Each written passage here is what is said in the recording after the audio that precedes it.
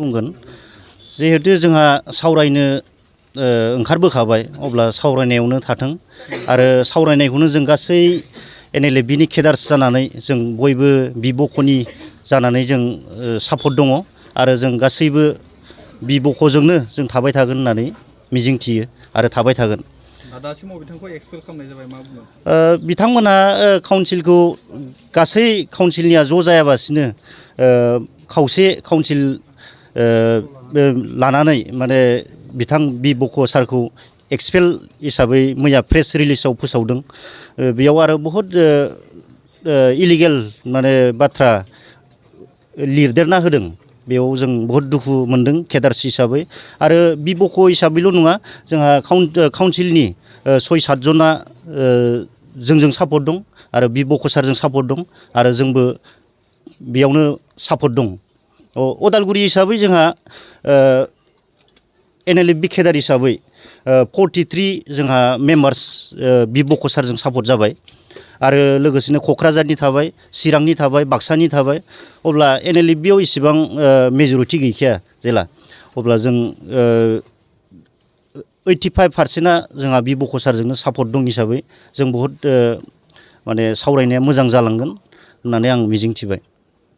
दा जोङो बेनि थाखायनो फैनो गोनां जादों नैबेसिम नोंथांमोननि चेनेलनि गेजेरजों जों बेखौनो फोरमायगोन दे मैया प्रेस रिलिज होनायनि गेजेरजों जों जाखिनि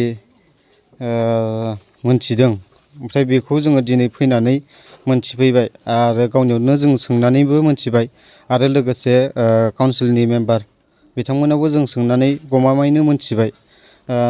गासै माबायानो नंखाय बेबायदि बुंदों आरो सारा जों बिनि थाखाय जोङो दुखु मोनदों सारखौ एरख'नायनि थाखाय जों केडार हिसाबै बेखिनि आरो जों बेखिनिखौ बुंगोन माने जोङो बुंबोबायसो थादोंमोन जेनेबा सारमोना खौसेयै जोङो खामानिखौ मावलांनांगोन आरो जोङो हायेनाव थानानै नांनाय आदबा जेन'बा सरकारजों सावरायाबा सरकारजों जेबो रुलिं गभर्नमेन्टजों जेबो सावरायाबा सोरबा गभर्नमेन्टआ फैबाथाय जों सावरायगोन बेफोरबायदिहाय सोरबा बायदिया दङ।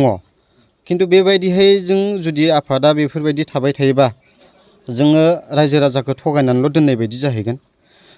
जोंनि गोसोआव जों सानो केडारफोरा लिडारफोरखौ जोङो आफादखौ जुदि